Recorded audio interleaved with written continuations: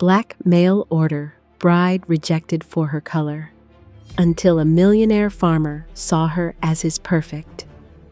The letter trembled in Naomi's hands as she stood on the creaky porch of a weathered farmhouse, her heart pounding.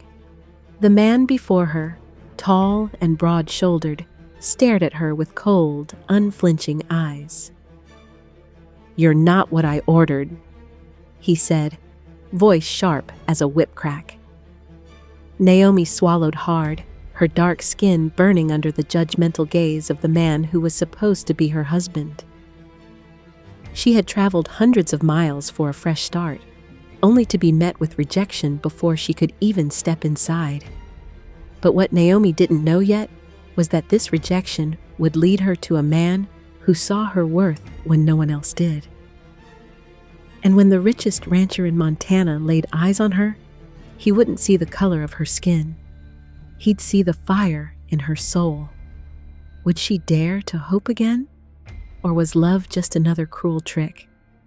Back in Chicago, Naomi had been invisible, just another black woman scrubbing floors for wealthy families who never even learned her name. When her mother passed, leaving her with nothing but debt, the ad for a mail-order bride had seemed like salvation. Hard-working woman needed for honest marriage. Montana rancher seeks loyal wife. She had pictured rolling green pastures, a kind husband, a home of her own. But the moment Jacob Whitfield saw her, his lip curled in disgust. "I asked for a decent woman," he sneered. "Not you." Stranded in a strange town with no money, Naomi took the only job she could find, cleaning the local saloon. That's where he saw her. Carter Langley, the wealthiest rancher in the state, watched as she worked with quiet dignity, refusing to let the whispers break her. When a drunken cowboy hurled a slur at her, Carter stood, his voice cutting through the noise like steel. "Apologize. Now." The room fell silent, and in that moment, Naomi felt something she hadn't in years seen. Carter offered her a job at his ranch. Better pay, honest work.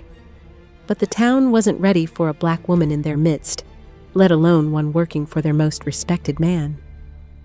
Jacob Whitfield, humiliated by her rejection, spread vicious rumors. The other ranchers sneered. The women whispered behind fans. Even Carter's foreman, a grizzled old cowboy, warned him, "She'll ruin you." But Carter only smiled. "Or she'll make me the luckiest man alive." Then came the storm. A wildfire tore through the valley, threatening Carter's herd. While others panicked, Naomi rode into the smoke, herding cattle with a skill that stunned even the seasoned cowhands.